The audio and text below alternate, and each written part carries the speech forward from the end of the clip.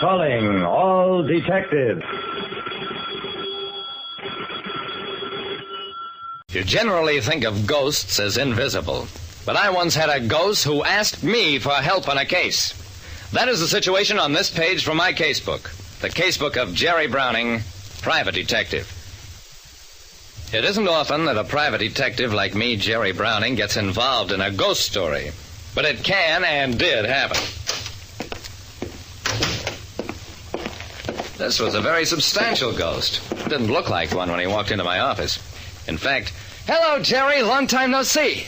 Well, Mark Wendell, the big man on the campus. It certainly has been a long time. What's with you these days? Mark didn't like that question. Not so good, Jerry. Remember how I was voted the guy most likely to succeed? Well, I've succeeded all right in building other people's reputations. I didn't get that and said so.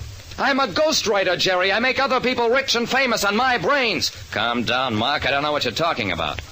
Mark Wendell sat down. Sorry, Jerry. I'll take it easy. Did you ever hear of Barton McCoy? I knew McCoy's name about as well as does anybody who has a radio. McCoy is a commentator. In 15 minutes a night, he solves all the world's problems. Sure he solves them, Jerry, from the stuff I write for him. And that's not all. I wrote the guide and travel books that made Frank Arlen famous, did a series on home decorating for Paul Renard, and even the lectures on child care and family living for Gloria Terry. Parasites, that's all they are, every one of them. There was more in the same vein. Finally, I got tired of listening.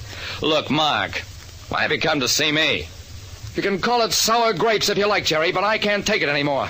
I've written a book, shows up all these fakers for what they are, and, well, I expect trouble when it's published.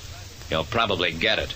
If I do, Jerry, promise you'll help me if I call for it, because I'm going to expose those phonies even if it kills me. Mark Wendell, a ghost writer, intended to write a book exposing his clients and wanted to be sure of my help if he needed it. I promised to do what I could, and that's the last I heard of him for 6 months. Then, it was a messenger boy with a heavy package in his hand. I signed for the parcel, took it inside, and discovered I had the complete carbon copy text of Mark Wendell's book, The Real McCoy. I glanced through a few pages and discovered in 5 minutes that the thing was pure dynamite. Somebody had to stop Mark from letting this book get published, or else he'd face a dozen libel suits.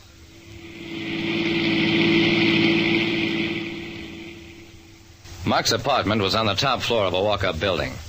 I went on in without knocking. There was nothing for me to do. Somebody had already stopped Mark, the hard way, with a bullet. He was stretched across the dinner table, his hand still clutching a bunch of grapes in the fruit bowl.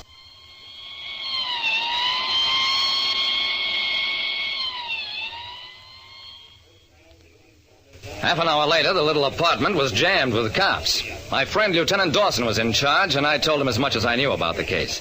Jerry, this won't be too hard to figure. You got here at 7:30. We know the messenger boy picked up that copy of the manuscript you were sent at 6:30. It's on his official receipt, which means Wendell was killed between 6:30 and 7:30. Okay. And we know who our suspects are, the people named in that manuscript. One of those people is the killer. Half a dozen police stenographers read my carbon copy of Mark's book. Each of them took a group of pages, and as soon as they ran across a name... Barton McCoy? Bring him in. Frank Arlen, eh? Go get him. I want every one of them.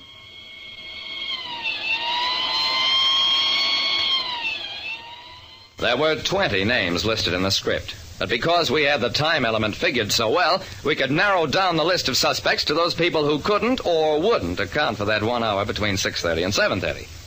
Finally, our suspects narrowed to 4 people.